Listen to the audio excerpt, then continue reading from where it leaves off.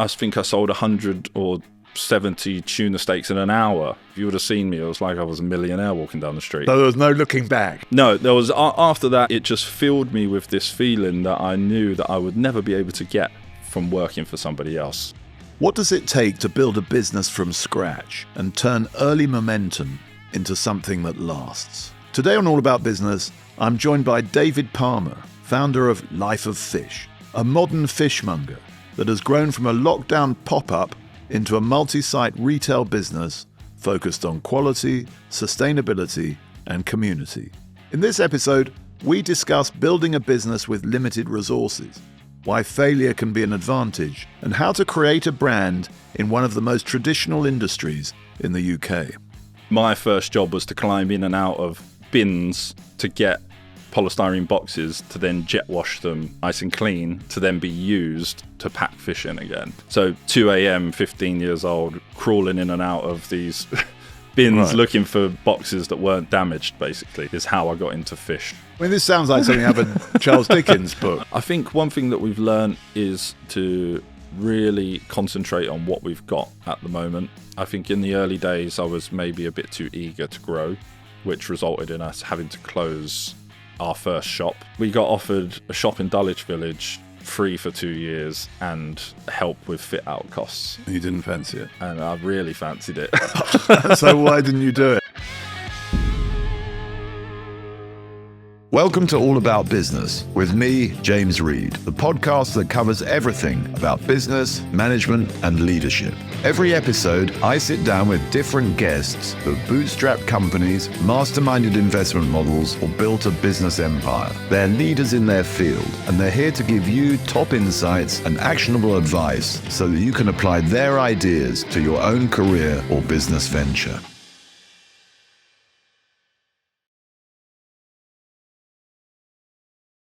Well, today on All About Business, I'm really delighted to welcome David Palmer.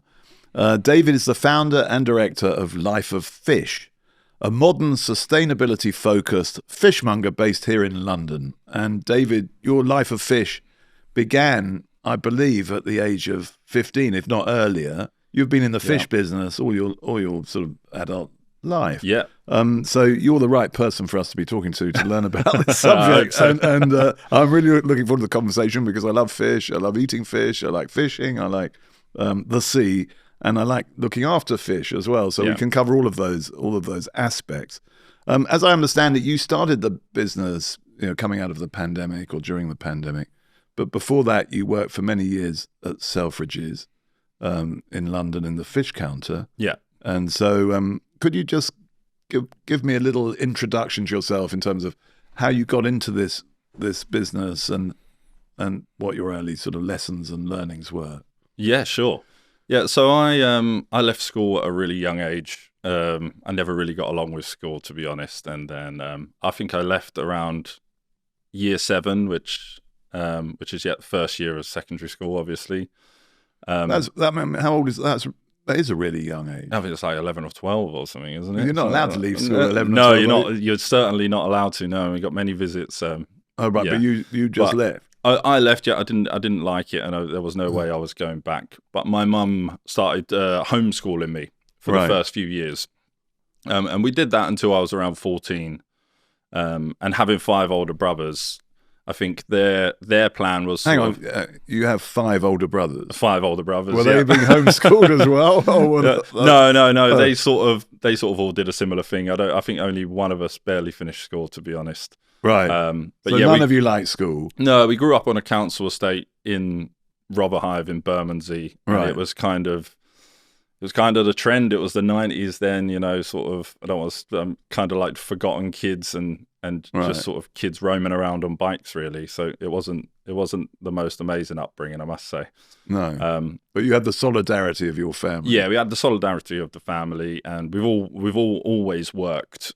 So I saw all of my older brothers work from a young age, and weirdly, it was kind of normal then, about 15, 16, just to go straight to work. I don't know if it was just the area I grew up in, but there wasn't many other things to do. University and stuff like that wasn't really He didn't see anybody go off to uni or anything like that. Well, if you weren't going to university, you went to work, I suppose. Yeah, exactly. Yeah. So I think their aim was to make me go back to school, because obviously they didn't. So they wanted the best for me. And I think it was more like a scare tactic. Well, if you're not going to go to school, then you got to come to work with us at 2:00 in the morning at Billingsgate Market. Oh, so they were working at Billingsgate? Yeah, they were working at Billingsgate. This is your mum and dad? No, my your brothers. Your brothers? Yeah. Oh, okay. So I said, being a bit cocky, all right, fine, I will then. Like, anything's better than school. Well, so you better say what Billingsgate is, in case people listening don't know. I mean, I know if as a Londoner, but what is Billingsgate? Billingsgate is, I think it's the largest fish market in Europe, and it's a big fish market based in London, basically. It's now in the Docklands, isn't it? Yeah, it used to be in the city, right next to Canary Wharf. It used to be located just across London Bridge, basically, which very central location would make things a lot easier for me now. But yeah, so they were basically working through the night prepping fish for fine dining restaurants. That was their job. So they took me in, I think, hoping that I would see. Well, age 15? Age 14, nearly you'd 15. think, well, I don't want to do this. Oh my God, yeah, I don't want to do this. I better run back to school. Right, but it didn't work. But it didn't work. So what you like? I wouldn't say I loved it, but I didn't dislike it. Right, you didn't dislike it. So you got into it one way or another. Yeah, and the owner of the company basically said to me, all right, if you're serious and want to work full-time, come back when you're 15. So I did. Because it was lawful to start employing people at 15. Yeah. So I did, and my first job at Billingsgate was to climb into these. They've got these huge containers where all the polystyrene boxes are stored, and obviously this is back 2005, I guess, around then. So there wasn't Amazon where you could just order nice boxes. So my first job was to climb in and out of bins, right, to get polystyrene boxes, to then jet wash them nice and clean, to then be used to pack fish in again. Right. So 2 a.m., 15 years old, crawling in and out of these bins looking for boxes that weren't damaged, basically, is how I got into fish.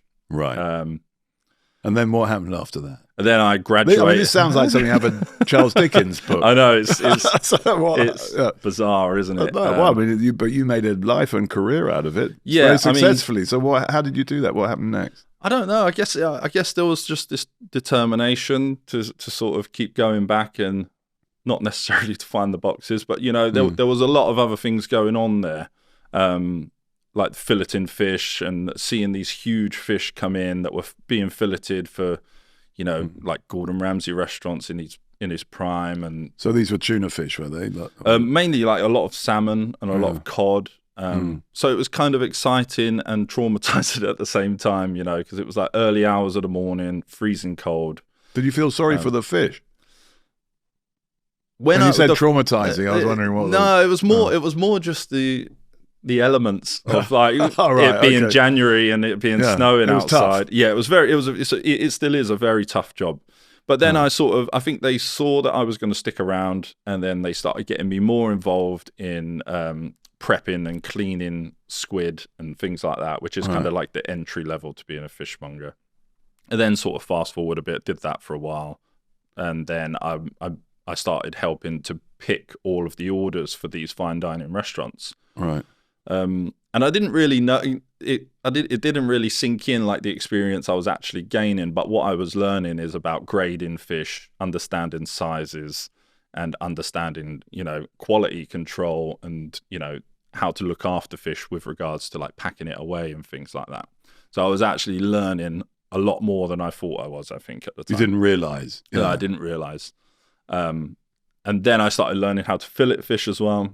Did you do a formal apprenticeship, or you just sort of learned? No, it wasn't structured in that way. No, it wasn't structured, and I think that was the kind of, when I say traumatizing, it was kind of, one week I was playing PlayStation at home, nice cozy in my room, and then all of a sudden I was off to work, and 2:00 in the morning, 6 days a week, about 12 hours a day, with a load of men that were. I always describe it as like, imagine having like 4 Gordon Ramsays just screaming and shouting at you all day. It's not you're not selling. I'm this not to selling me. it, am I? Yeah, sorry. But I mean, it does sort of lead to how I run my business these days. Go on. But But before we talk about your business, which you started in this decade, you worked at Selfridges. So you learned to become a fishmonger. Yeah. And then, I mean, Selfridges, you were at the fish counter, is that right? Yeah, so I was the manager there. So I'd sort of learned enough about fish in wholesale, and I went into retail just because I'm more of a people person and I have a passion for food.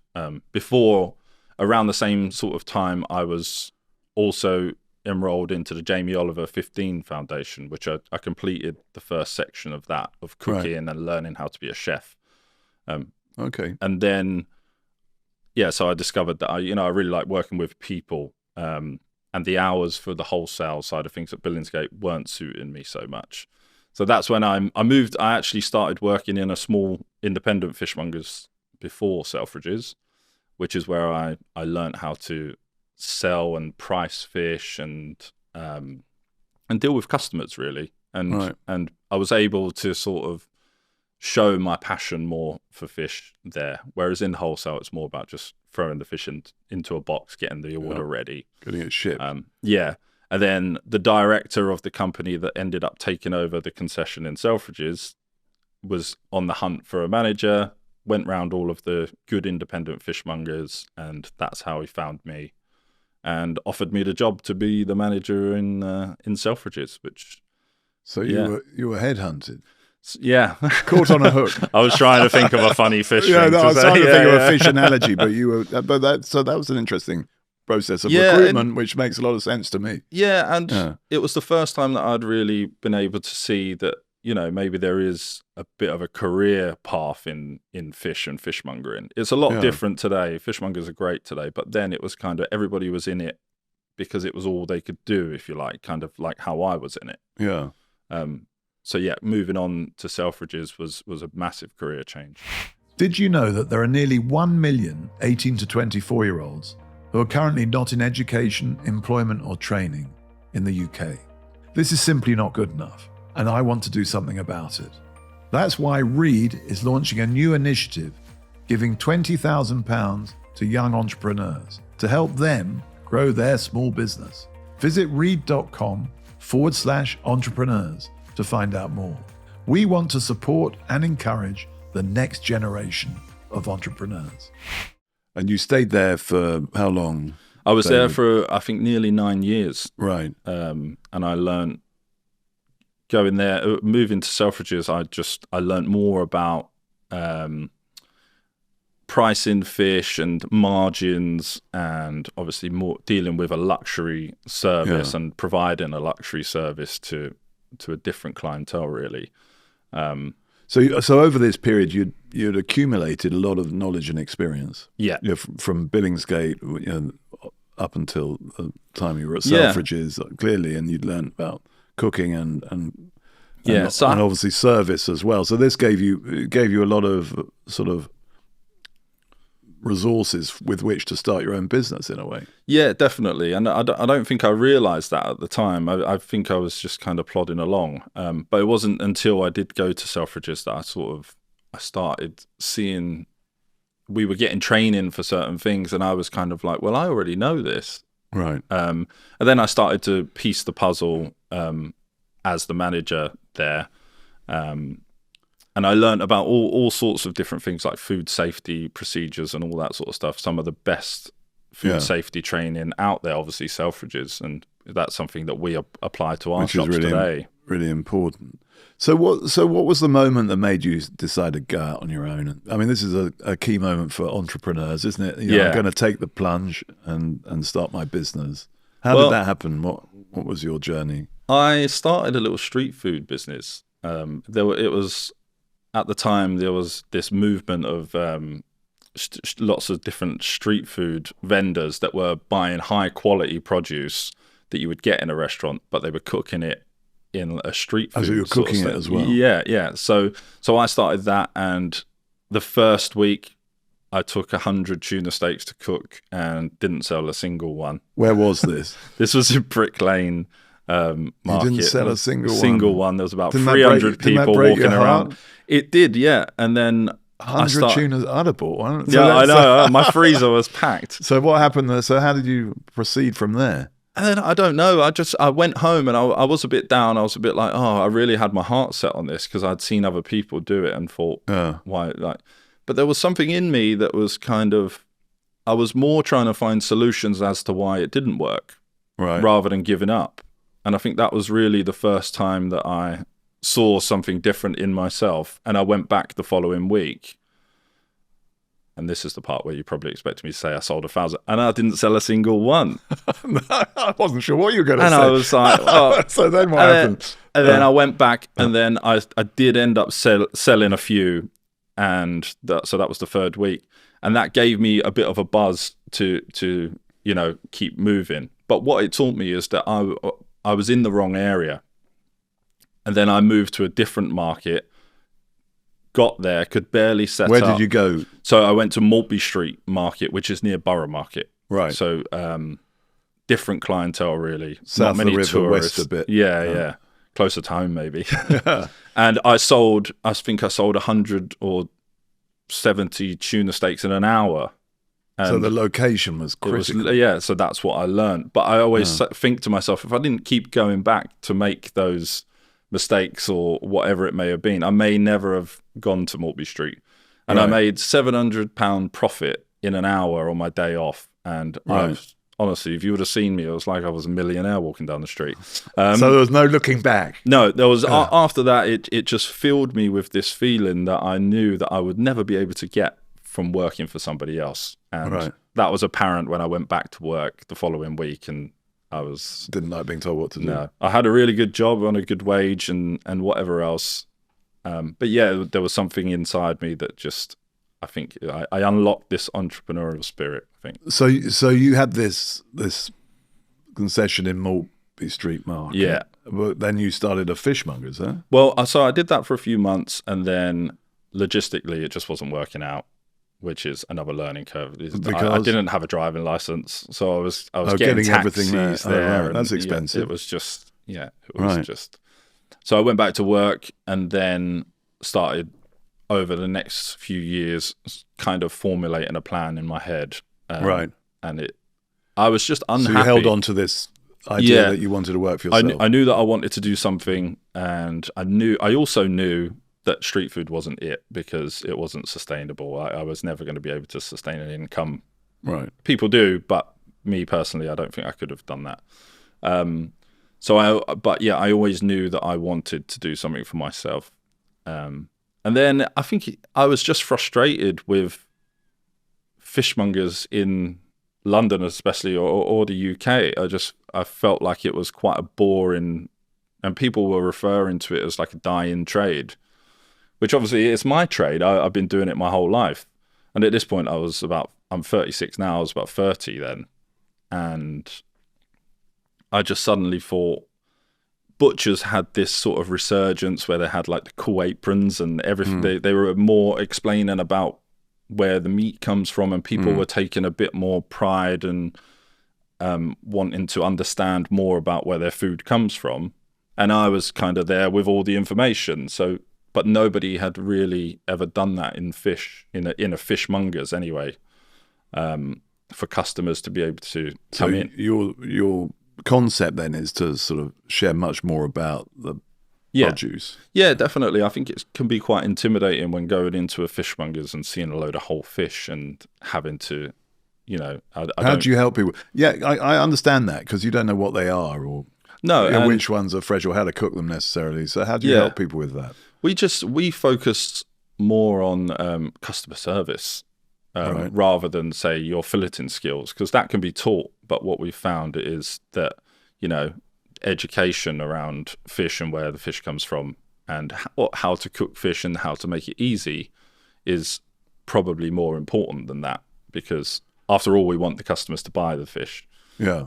And I think I've just witnessed so many different scenarios in fishmongers where they've just not been helpful to customers. And in my head, I'm like, you're losing customers. Right. Yeah. So you've brought a real customer focus to this. Yeah, customer focused. and then also just made it a bit more appealing by selling different things other than just fish. So you can come into any of our stores and buy non-fish related things, you know. So if we want to find you, Life of Fish, you say come into, how do people find you if they want to come and enjoy your service and buy fish from you? So we've got 2 shops. One is based in Peckham and one's based in Abbeyville Road in Clapham, a lovely little street in southwest London, opposite the famous butcher's ginger pig. Right. And then friends. Yeah. And then obviously in Selfridge's Food Hall, we've got a big concession there. Selfridge's Food Hall as well. So, yeah. So you maintain that relationship successfully. So David, as I understand it, you started selling fish outside of a cafe. How did you build the business and the brand from there? Yeah, so there was a cafe at the end of my street, and I knew the owner, Jimmy. It's called Cut the Mustard, the cafe. They bake all their own bread and all that sort of stuff, and it was just in the first stages of COVID, and nobody really knew what was going to be happening. And we had a brief chat, and I jokingly said, if it gets any worse, I may have to start selling fish out the front. And he's a proper entrepreneur, you know. He started his business similar to how we did, and he said, "Well, why don't you?"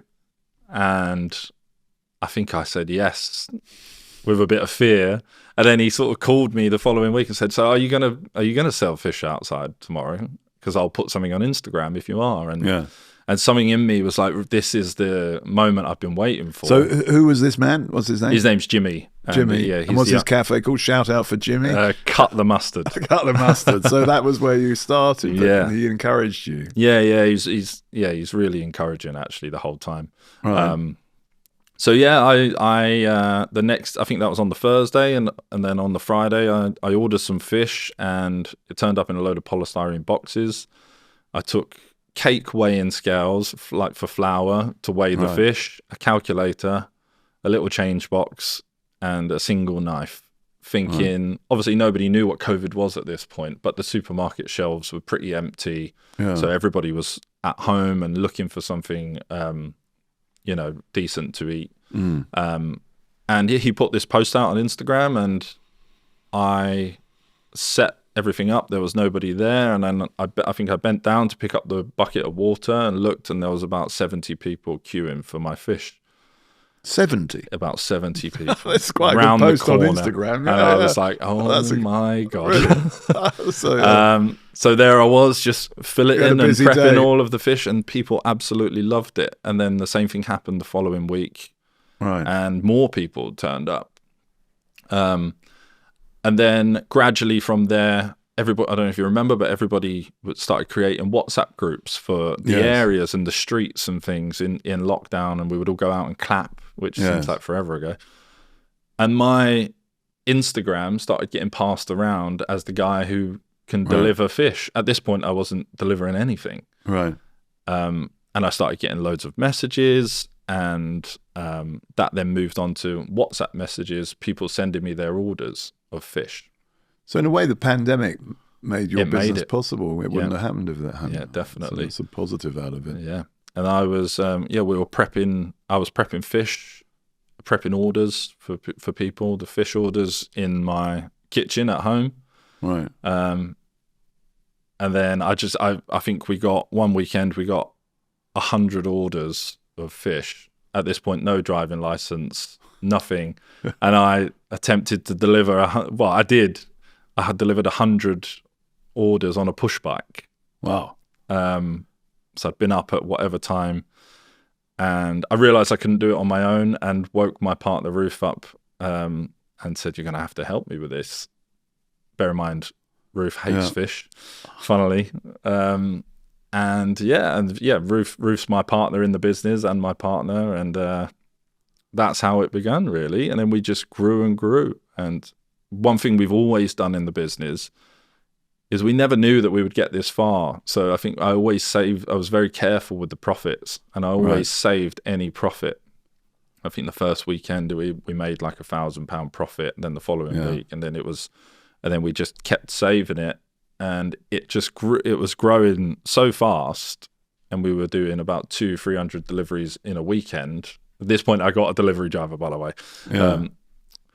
And the natural progression for that would be to just open a shop and people could come to the shop rather than, because it's a lot of work prepping and delivering. And then and then a shop became available next to Cut the Mustard at the end of the road, and Fantastic. It was just, that worked brilliantly. Yeah, it worked brilliantly. Our first day that we opened, honestly, about 150 people showed up. The queue was down the end of the road, round the corner, and it was like that for about a year. Right. But I was always cautious in terms of like knowing that it kind of wasn't real. It was the pandemic, everybody was at home and not at work. That's why we were so busy. Yeah. So that was one of the reasons to expand as well. Yeah. But that's how. Oh, that's a great story. Thank you for sharing that. And the other question on my mind, when you described starting work very young, is there any advice looking back now that you'd give your younger self? That 15-year-old David. Maybe don't be so hard on yourself, and make sure to listen really well, and just go for it, because even now, the smallest things can really grow and turn into something really special, but you'll never get to that special place unless you start small and most importantly, hone your skills and make sure that you treat everything as important as it can be, because I spoke about cleaning those boxes. When we first opened the shop, we didn't, like I say, we didn't have any money really, and there was a time where we were sort of making do with all sorts of things, and if I hadn't gone through that experience that I said I disliked, then I wouldn't have had the experience to get where we are today. So you never know when you're going to need certain types of experience. And I think sometimes people in jobs sometimes don't like doing certain things. But you also said that you didn't realize how much you'd learn. Yeah, exactly. So when you say, don't be hard on yourself and really listen, you're learning all the time, aren't you? Yeah. And that's very valuable. I think early in people's careers, there's a huge amount to learn. Yeah, and to sort of go out and try and learn as much as possible is a good, and good I think advice. I think that it can be really beneficial starting from the bottom. Yes, because you learn all sorts of things that you may not have. You get in all different situations at work. You may be asked to help this person do that. I used to help all different people. At one point, actually, it's a good story if I can share. Yeah, I'd been filleting fish and everything for about 2 years, and the owner came into the warehouse and said that the person who does the invoicing has left, just walked out. We've got nobody doing the invoices for all of these fine dining restaurants. And he sort of shouted, "Does anybody know how to use a computer?" And nobody put their hand up, and I was like, I did. So I did. And I instantly went from cleaning squid outside into a nice comfy office, inputting all of the data and the fish weights and charging all of these restaurants and printing out all of these invoices and, putting them in the correct piles for where they would deliver to good way in London. To learn about the business. But, if I didn't stick it out through cleaning those boxes and things like that, I never would have got that opportunity. So, yeah, it's all just as important as each other, I would say. So, okay, so what are the most popular fish? What do you sell the most of? We sell a lot of salmon. Right. A lot of salmon. Salmon's kind of people's go-to, I think, for midweek meals. And then it'll be another whitefish, I would say, along the lines of cod, hake, things like that. We generally try to keep people onto British coastal fish rather than wild British coastal fish rather than farmed fish, which I mean, people love salmon. I don't think you could ever turn them away from that. But that would be farmed. That would be farmed, yeah. But the other fish tend to be wild. Yeah, they tend to be wild. So at the moment there's concern about the mackerel stocks around UK, and they've been graded 5, I think, on the risk list. Yeah. So some stores are not taking mackerel anymore. What's your view on that, and how do you deal with that? I mean, I'm all for it. Obviously, we need the fishermen to be able to sustain our business and sell fish. And I know personally, just because we do use a majority of our fish comes from small day boats, which are small day boats. Yeah. What are they? So they only go out for short periods of time, whereas they're not big trawlers. They're not big trawlers. They have low impact on the ocean, basically, and it's the most sustainable way of fishing. And where do they go from, these guys? So a lot of these go out of all different places in Cornwall Right. and in Devon. I drive 3 times a week to Hastings, where You've got a driving license now. Yeah, I got a driving license now. Yeah. Thank God. To Hastings. What happens there? I drive to Hastings, and basically there's 2 fishermen there that I buy everything that they catch. Right. So it's super fresh and it's sourced locally. Yeah. So it's So you buy the whole catch. I buy the whole catch. Yeah. Whereas I must love you.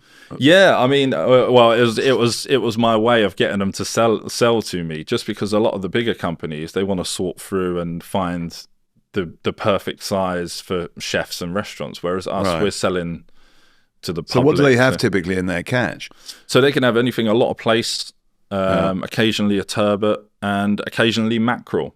But they've already caught the mackerel. Yeah, I try. Yeah, exactly. Yeah, so I try to, we concentrate a lot on the Marine Conservation Society on their website, and what they recommend is a good fish to eat, or a fish to avoid, and we tend to follow that like almost religiously, especially for Selfridges. Yeah. But then there's the other side of it, where I'm actually physically dealing with the fishermen, and I can see that they say to me, we're not actively looking for mackerel, but we've caught them, and once they're there, at me as an operator, what am I meant to do? Am I meant to see them throw these dead fish back in the water, or am I meant to buy them? So you can sort of be stuck in between sometimes, but generally we do buy the whole catch of everything they've caught. Yeah. And you're doing that on the understanding they're not actively looking for things. No, I mean, if there were three huge crates of mackerel, I'd probably turn them away, because then that suggests shows they've been out fishing for mackerel. Exactly, yeah. Whereas if there's 3 to 5 fish or something like that, then we'll take them. But then that's when it becomes important in our shops, as I mentioned before, is that we then educate our staff, and they will then. So this matters to your customers, you find? Yeah, definitely. Yeah. Especially with social media and stuff like that, everybody is kind of educated around things like this now. Yes. Which I remember a lot of people almost seeing that as a negative, whereas I always thought that was a positive, because then that opens the doors for us now to be able to show all of our hard work and experience with regards to how we source our fish. Yeah. Have you seen people's sort of eating habits change? Are people eating more or less fish? Is that, definitely more. Are eating more fish? Yeah, definitely more. Why is that, do you think? Because we're around. No, I'm joking. Yeah, because there's a great. Well, if you don't have the good fortune of living near one of your outlets, we do deliveries as well. We've got an online shop. So you've got an online shop? You didn't tell me about that. So how do people find your online shop? Though? Yeah, so on our website, my partner Ruth. What's your website called? It's www.lifeof.fish. Lifeof. No .com. We thought we would be. Oh, you're a .fish. Yeah, .fish. Lifeof.fish. Okay. Yeah, Ruth, my partner, who is a brilliant graphic designer and web developer, she comes up with all of these cool little creative. So you can order online. Yeah, so you can order online. I think we are the only fishmonger that's got physical stores as well as online stores. So how long does it stay fresh? How do you get it? I mean, because what you've been describing, the sort of going to Hastings, getting it fresh, is quite appealing. But how do you get it to people quickly enough? So everything's next day delivery. So that's like getting it from Cornwall. Yeah, exactly. Yeah, so you'll order with us. We've designed the website to have obviously our stock items in, and if something isn't available, it's not available. But normally we know we tend to have regular customers online. So Lifeof.fish. I'm going to go and have a look at that. Yeah, you should. Yeah. No, that sounds great. And it's often me who still does the deliveries. Really? So you'll come in person, so that's good too. Yeah, I always just find that. One thing that I found with running the business is you have to also find what you like to do in the business, as well as all the boring stuff. And doing the deliveries and being out and about in the van and stuff I enjoy it. So you like, as you said earlier, dealing with people. So you like dealing with customers. You like dealing with the suppliers. Yeah, I mean, I'm awake from 4 a.m. pretty much 4 times a week. So my day can look like anything. But you actually get up at 4 a.m. Unlike me, I just wake up at 4 a.m. Oh, really? Oh, God, no. But you're using the time more productively. Yeah, sometimes. So you get up at 4 a.m.? Yeah, about that. Right. And I'll go into each shop, see their displays, make sure the displays look nice, make sure that they're, What times are the shops open? They open at 9:30. Okay. So not. But before then, you've got to get everything into the shops. Before then, I would have been to collect the fish and back again, and then distribute the fish. Where do you collect it from? So we do buy a bit from Billingsgate. Right. So you're either getting it from Hastings. Yeah, Hastings, and then we buy a lot from Newlyn in Cornwall and Brixham in Devon. A lot of our flatfish come from Brixham in Devon. But there's if you can order a bulk amount, then Cornwall Transport will deliver directly to the shop. So everything that was caught yesterday tends to be delivered today. So it's a pretty good service. That's really important. If you can sell enough fish, because So is it true you shouldn't buy fish on a Monday? Not so much anymore. No, Why is that? Just because I've always been told that. Well, we've I have to say this now anyway, because we're actually a 7-day operation now in all of our shops. Yeah, we're sort of trying to get rid of that stigma around not buying fish on a Monday. Traditionally that was a thing because everybody bought their fish from Billingsgate, and Billingsgate is closed on a Monday. Right. But because we buy so much fish, obviously, to be able to sell throughout our shops, it means that we do buy directly from the coast, which we do get deliveries nearly every day. Yeah. Also, fish shelf life. You can have fish that last 2 days comfortably. Yes. So it might be a less selection, say, to a Saturday. But I think I'd say a good fishmonger opening on a Monday is fine now. It shouldn't be a problem. Yeah. So you said you also learnt from Jamie Oliver. You're a bit of a chef. Yeah. What's your favourite fish, and how would you suggest it be prepared? Weirdly, I always go for all the cheaper fish. Yeah, go on. That's encouraging. I love things like gurnard. To make fish and chips out of gurnard is really nice because it tends to have quite a meaty texture. Yeah. But my sort of speciality is turning fish into what you would normally use meat for. So I've cooked twice now at one of the largest barbecue festivals around called Meatopia. Right. And the proof is kind of in the name. I think when I contacted them and asked if I could cook there, they were like, well, we're called Meatopia, not Fishtopia. Where's Meatopia occur?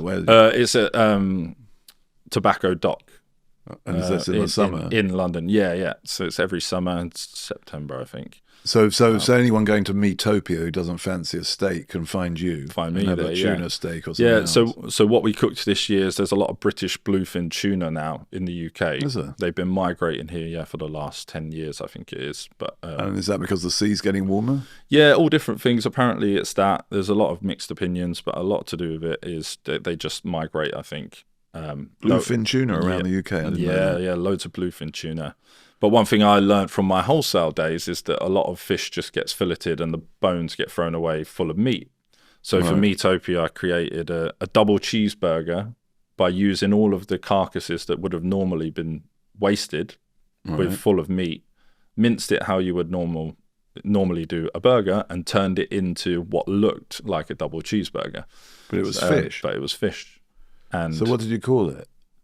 A bluefin double, I think it was called. And people went nuts, and we had a queue of about 500 people. Really? Wow, so it seems quite original. Yeah. So this is all the sort of left material. Yeah. I mean, there are big chunks of meat left on the carcass. So I always just saw an opportunity. A good idea not to waste it. Yeah. It was partly that. Can you sell that? Do you sell those through your fishmonger? We were selling them last summer. Yeah. After I did Meatopia, we had loads of people come in saying, "Where can I buy these?" So Which you're I didn't. going to do that again this year? I think so. Yeah. Every year you have to cook something different, but obviously it has to reflect kind of like a meat dish to fit in with Meatopia, I would say. Right. So how are you hoping to sort of grow and develop your business from here?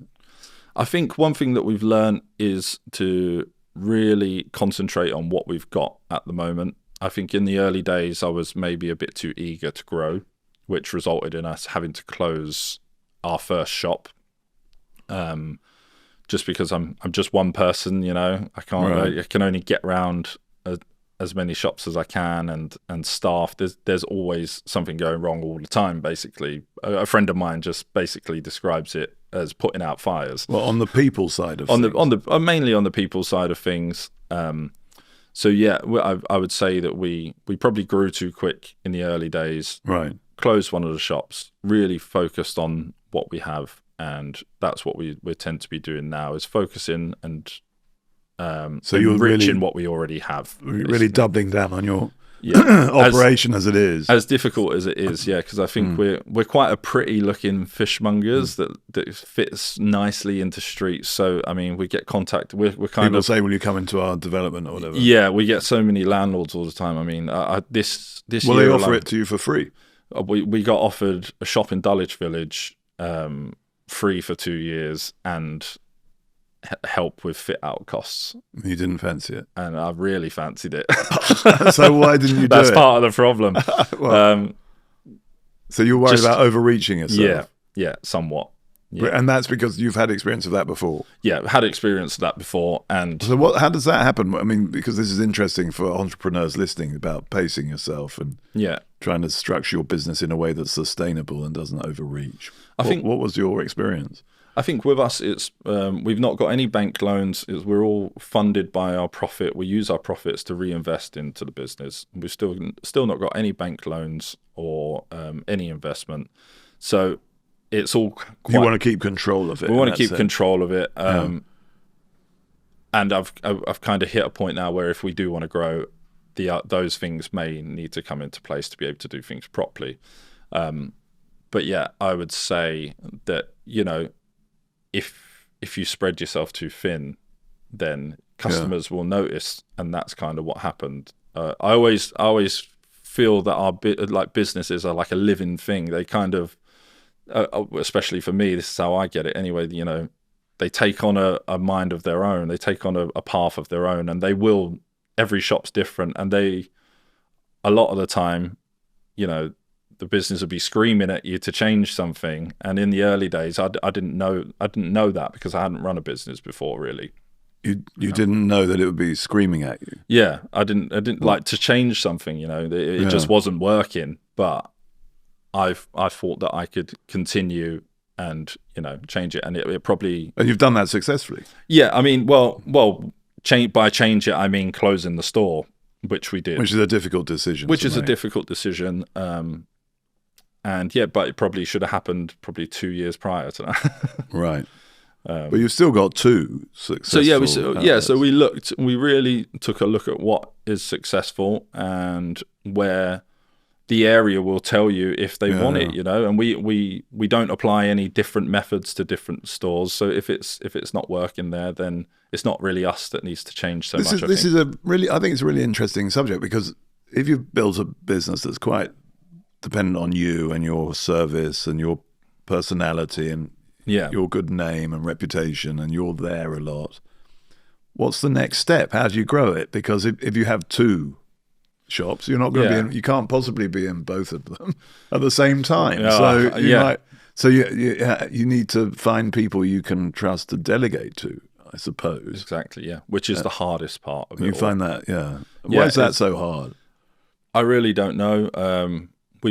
I'll be honest, we've had some really awful people come through our shops that we've had a massive on your payroll. Yeah, massive struggles with certain people in the business, and I think that in itself is what holds me back. But like you say, you need to find these people if you want to grow. They're out there somewhere, I'm sure. They are. Do you know what we're doing? I don't want to jinx it, but we're doing got the really right well people at the moment. Yeah. Well, maybe that's part of the journey, just getting better at finding Absolutely. people and judging people, deciding who to hire and who not to. Yeah, because a good hire makes a huge difference. Yeah, definitely. And I've definitely got a bit of a sixth sense for it now. I know exactly what to look for. And what do you look for? I just think a personality is worth more than any skill. Right. I can speak for our business. Because you can teach the skill. Because you can teach the skill, but you can't teach people to have a really good personality, or you can't teach people to be engaged. Someone once said to me, you can't teach someone to smile. No, exactly. Yeah, and our job is all about smiling. Yeah. So that's it. So your sort of mindset trumps the skill set, which is definitely, yeah. So you've got to identify that when you're talking to or meeting them and deciding. Yeah, definitely, yeah. What do you ask them to identify? I ask them really basic questions, because I start the interview normally by explaining to them that I understand that they have no fish experience or very little, because I want to put them at ease, because I feel like they might be going into the I don't want them. Most people will not have fish experience. No, I guess. exactly. Yeah. And then why they want to work with fish and what are their expectations around fish. And then I'm also really honest about what the job is. It's not glamorous. It can be sometimes when you get celebrities coming in to shop with you or whatever. Yeah. But in a nutshell, it's shoveling ice and a lot of heavy lifting. And it can be really rewarding to the right person, because you're constantly learning. There's a lot of fish out there that you need to learn about and to fillet. And if you get the right person who has an interest in wanting to learn a new skill, who wants to become a fishmonger in the full sense of definitely. I mean, we had a guy come and work for us who worked in advertising for years and was on a really good salary, and just decided that he didn't want to do that anymore and wanted to work with fish, and obviously took a massive pay cut. But he loved every minute of it. He would be. Yeah, he convinced me, and I was really hard on him, if I'm honest, because I was like, well, advertising, surely not. Yeah. I can imagine. I'm jealous of your old job, and you want to come and work for me. So that's interesting. So this person really was looking for a career change, something different. Yeah, definitely, yeah. And he did amazing, and worked for us for about a year and a half, and has gone off to do his own thing, and yeah. Well, a lot of people are saying now that jobs that involve working with your hands are going to be the jobs of the future. Yeah. And you're offering that to people. Yeah, definitely. Fishmongers do work with their hands. Yeah, and we've modernized it a bit, in terms of we want people to feel comfortable, and we provide all of the right equipment and things like that make people feel comfortable, and the right training, because of, like I mentioned already, when I started, they opened the door and went, go over there and do this, whereas I know what not to do now. Right. So you said something interesting earlier. You said that for customers, it can be a bit intimidating going into a fishmonger's. Yeah. And I sort of identify with that, because there's a lot of information that you maybe. So how do you make it more sort of user friendly in that sense, so that people can come in and have a chat? Yeah. How do you do that? One thing is how we design our shops. So we're called Life of Fish, Fishmongers and Pantry. So we have a huge pantry section that is just based of all different, kind of like a dry goods section that is based. So what do you sell out of there? So we sell loads of olives, and we sell truffle crisps, and so it's like a sort of deli. Yeah, like a deli side of it, and that will sit right in the window. Right. And the fish side of things is pushed a bit further down with all the soaking wet taps and the guys in the aprons and things like that. Is a bit further. But there's down. a bit of theatre involved as well, isn't definitely. there? I mean, you said the guys in the aprons. Yeah, for the right person. You want to? Well, I like a bit of theatre in my shopping experience. It makes it more fun. Yeah, but one thing we wanted to concentrate on is that if we are going to be a neighbourhood, in neighbourhoods, then people may not want to eat fish every single day, but we need to figure out a way to get them to shop with us every single day. Okay. So that was kind of how we came up with the idea of having a pantry section that, people are going to a dinner party or something like that. They can come in. We sell these lovely Portuguese tinned fish, and they've all got their own design on the front of the box. And we get so many people coming in to buy things like that for gifts and things. So you have to be pretty clever in what the sort of accessories. Yeah, I think the days of just putting fish out and people coming to buy it is kind of shrinking a bit, I would say. We have to make it a bit more exciting. Right. We sell things like dumplings and things like that, like Asian style dumplings. Yeah. And then all of the smoked salmon and things. Right. So I've just been very fortunate in that I've just been to Japan. Yeah. and I was told in Japan by someone who runs a cookery school that there are 55 different species of fish around Japan, and they've become very accomplished at catching and eating them, it seems, because apparently the Japanese eat something like 20% of the world's fish. But the interesting point he made is that, and I'm not sure if it's true, but there are only 5 species of fish around the coast of Norway or the North Atlantic. Is that in any way plausible? I'm not sure. I've never heard that before, to be honest. But can you think of many fish that we've... I mean, I've been to Norway a lot, and they tend to only have around 5 or 6 species of fish displayed. There's a lot of cod going on. Yeah, so it's a lot of cod. It's a lot of haddock. Pretty sure they get a lot of mackerel there. Something called Arctic char as well they have there. Yeah. But I would say that it's probably more a desire of just like, what's more desirable to the customer is probably what they focus on. I think this might be something to do with the water or the sea. I mean, because that's obviously Japan's obviously in the Pacific. It's different, totally. Yeah, so I mean, it's a tough climate in Norway, and it's freezing, and I would imagine they've got a lot of deep sea fish there that they probably don't catch. But yeah, definitely loads of halibut comes from Norway. So that'd be the other one.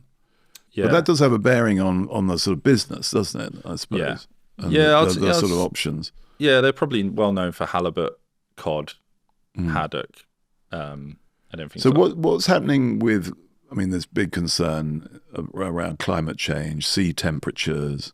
How's that affecting fish stocks? And I hope I'm asking the right person. It's probably unfair asking. No, I mean, I know a little bit about it. Yeah, I thought you might. So what can you share on this? At Selfridges, I worked alongside probably one of the most amazing people I've met along my career. His name's Matt Couchman.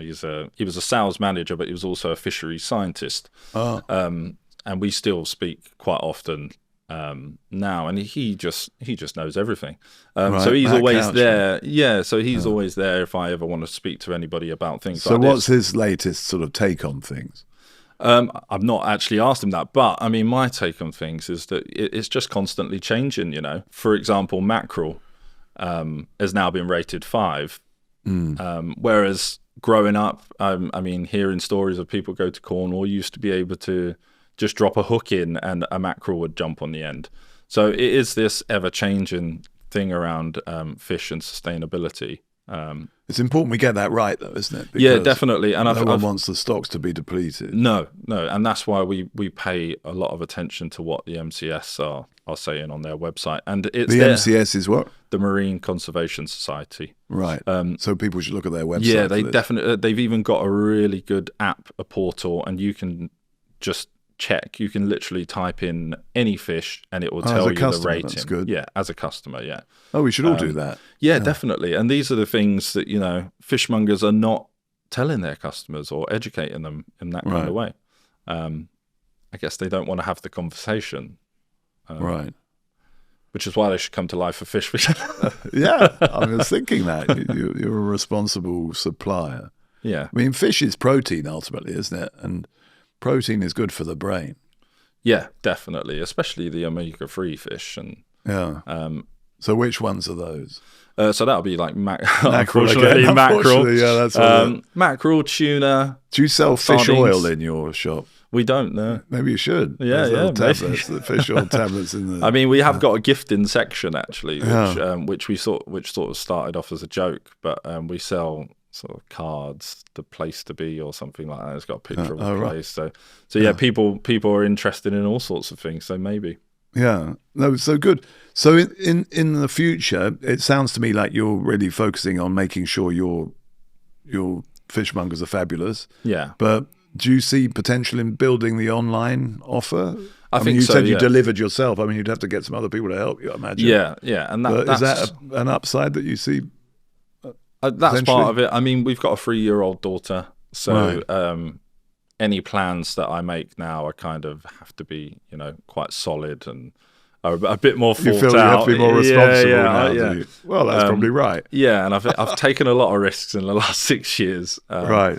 Um, So you but want yeah. to consolidate would be your thing. I do, yeah, but it depends what day it is. So yeah, No, it sounds I mean to me like you have a couple of years we got offered a shop in Marylebone, and Right. it was just the most perfect location. right. So I definitely think there is scope there to maybe expand it in that way as well. Marylebone's a very popular shopping destination. Yeah, definitely. And we've sort of built a bit of a reputation around there by being in Selfridges. So someone should give you a good offer for a Anybody location. listening? yeah, that'd be good. Well, I sincerely hope that they do.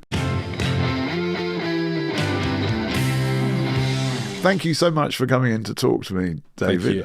I always ask 2 questions at the end for my guests. They're the same questions. The first question you see on the wall here, because at Reed we love Mondays, is what is it that gets you up on a Monday morning? Very early, I think. Yeah, well, I absolutely love Mondays because it's my only day off. It's your only day off. So it's But still true. As I mentioned, my daughter Pixie, she makes sure that I'm awake normally around 6 or half 6. Oh, that's a line for you. Yeah, exactly. Yeah. So that's good. But yeah, Monday is kind of my sort of rebuilding day, getting ready for the week. So I love walking, and I tend to take my daughter for like a 4-hour walk. And while I'm on that walk, I'll listen to a podcast or be with her while she's in the park and sort of recoup. So you have good family time. Yeah. That Monday is sort of dedicated to that. I'm assuming she's in a buggy. No, she walks for 4 hours as well. No, no, she is in a buggy. Yeah. Sorry. I was going to say we did have the conversation about her walking. She's going to be an elite athlete. That's good. So that's nice time together. Yeah, it's lovely time, and I'll be honest, I spend the whole time just sort of reflecting on the week before, and I really do have this almost an obsession with.